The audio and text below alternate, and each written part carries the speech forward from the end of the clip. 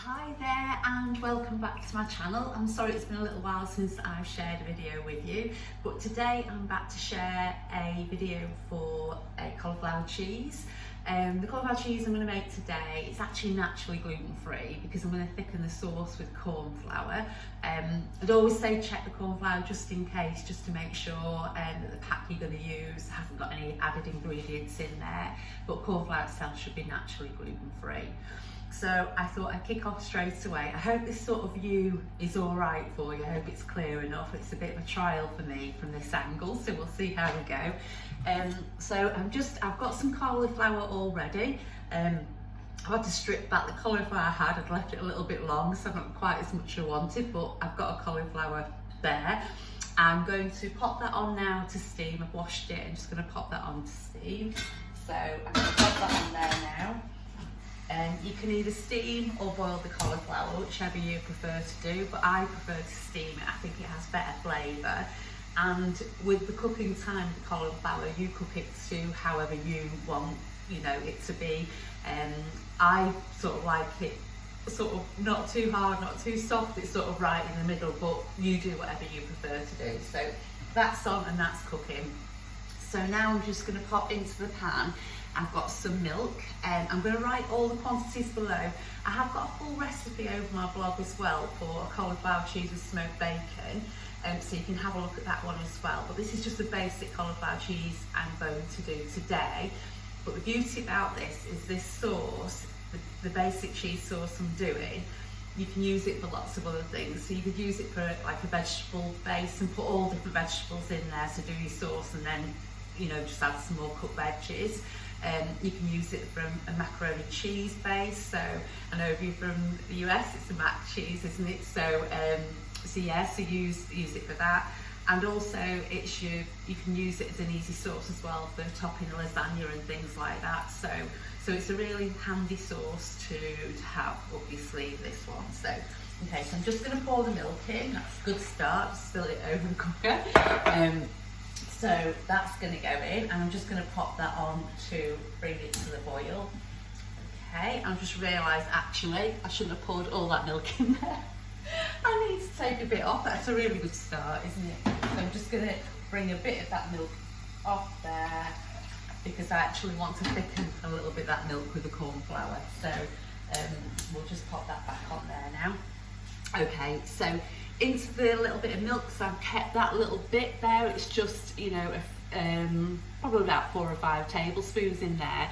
But that's going to be enough just to blend some cornflour into the milk as well. So you keep that cold. So I'm thinking probably from over here is going to be better to see. So I'm just going to put a heaped tablespoon in.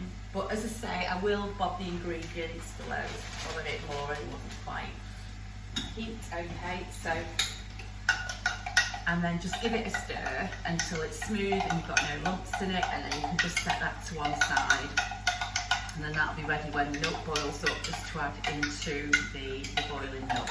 Okay, so I'll set that to one side, and then into the pan I'm just going to put, I've got some butter here, so I'm just going to put this in. Now the butter, to be honest, is optional. You don't have to put the butter in. Sometimes I do and sometimes I don't, so it's entirely up to you whether you choose to do that or not. So I'll just pop that in there. Okay, and then a few twists of pepper as well. Pepper's another one of those things that with a gluten-free diet you do have to just glance over the container, because on occasions, again, due to how it's manufactured, sometimes it can have a may contain on the pack as well, so do just be careful with that.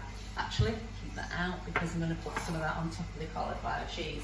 So we're just going to let this boil up now, and then once it comes to boil, we'll pop in the cornflour. The beauty about doing this is you can just do it, and cauliflower probably takes up 10 minutes, quarter an hour. The sauce will take literally about 3 to 5 minutes now to get this boiling up and then thicken it. But whichever happens first, it doesn't really matter. So if your sauce is ready before your cauliflower, no worries, just push your pan to one side and wait for your cauliflower to be done, and vice versa. So if your cauliflower's done first, then you can either drain it or pop it out the steamer into the dish. I'm using this dish today. Now this is obviously a pot dish, so this is going to go in the oven just to cook it through. But what you can do for quickness, you could literally have a cauliflower cheese all done and dusted in about 20 minutes. So if you want to put it in a tin instead, so or an oven-proof, well, a grill-proof dish as such, then you can just put it all in and pop it under the grill, and then just let your cheese bubble on top, and then that's absolutely fine. You're all done then. But yeah, just depending how you want to do it. I mean, if you've got the oven on, that's great. I mean, yeah. So today I'm going to bob it in the oven, so we'll do that. So when the milk comes up to the boil, just add in the blended cold milk, well, cornflour and cold milk, and give that a stir around, and that will just thicken. Okay, so that's just thickened nicely, and it sort of cooks instantly because of the heat and everything, so it all does instantly. And to that, I'm just going to add the cheese. So that's the grated cheese that I've done already, and the cheese, if I could just recommend a cheese to you, it's this one. If you're in the UK, it's from Tesco. That's where I picked it up from, and it's so good. It's a proper creamy cheddar with that proper bite to it, and you know, that sort of salt, a bit of salt that you get here and there, but it's absolutely gorgeous, so I highly recommend. So that's the Tesco finest vintage coastal bite cheddar. It's so good. It's a bit dearer than a normal cheese, but well, sort of your everyday cheese, but it's so worth it. So it just, yeah, it's so good. So I've grated the cheese. Again, I'll put the quantities below. I'm just going to use sort of most of that cheese and pop that into the sauce. Now you'll find with the cheese that does tend to thicken up the sauce a little bit as well. So just before you think if the sauce needs, sometimes it might just need a little bit more cornflour going in there. But add the cheese first and see how the sauce looks then at that point. And then if you want it a little bit thicker, the sauce, then just pop a little bit of milk into a cup and just blend a little bit more cornflour into that, and then pop that into the pan, and that'll just thicken the sauce up and bring it to the right consistency that you're looking for. Okay. Now I'm happy with that. I'm going to use that. It's going to be okay. And to that, I'm just going to add some mustard. So I'm using the whole grain mustard. A lot of mustards are gluten-free, but a lot aren't, so just double check.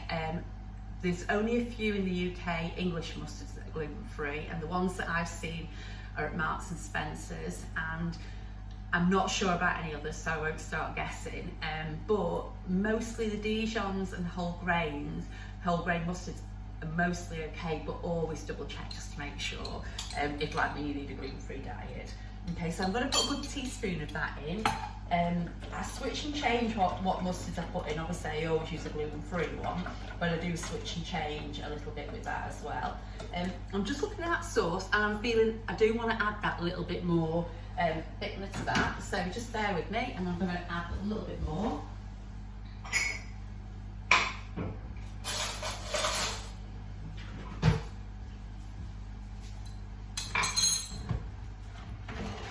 So again, just a little drop of milk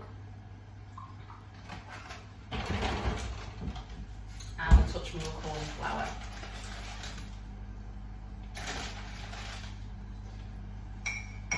The reason I want to make it just that little bit thicker is that when you put the cauliflower in there, there's sometimes like that little bit of extra water that comes out from that, and that can thin the sauce down a little bit more again. So sometimes I say that it'll just dilute it a little bit, so I'm looking at that and thinking it does need that little bit more thickener going in there. So just bear with me a moment, just pick that up and make sure it'll, because you do want it to cook out.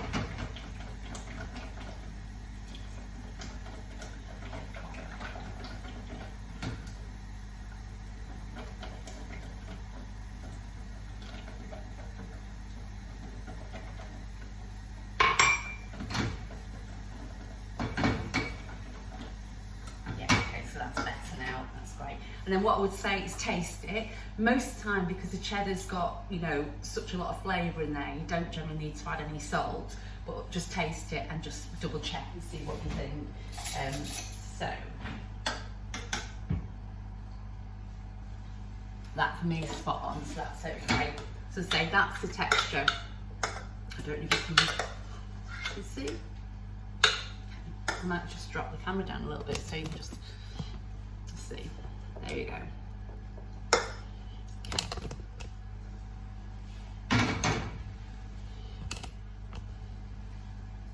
Okay. So I'm just going to check the cauliflower and see if that is cooked now. Yep, and that's done to my liking now. I'm just going to make a bit of space here just so I can share what I'm doing here now. Okay, and I'll just drop that down a touch. There you go. Okay, so I've just got my dish, my oven-proof dish. I've got my cauliflower out there.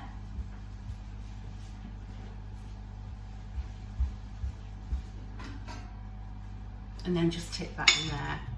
Okay, obviously if you boiled it then you'll need to drain it and then pop it in, but I've not boiled it today, so and then you're just going to pour the sauce over the top like that.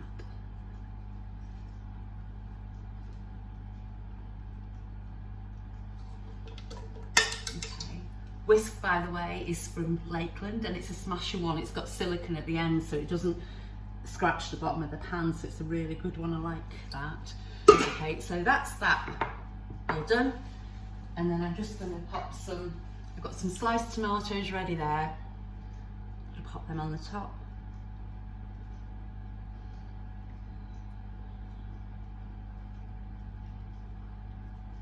There we go. And a bit more pepper.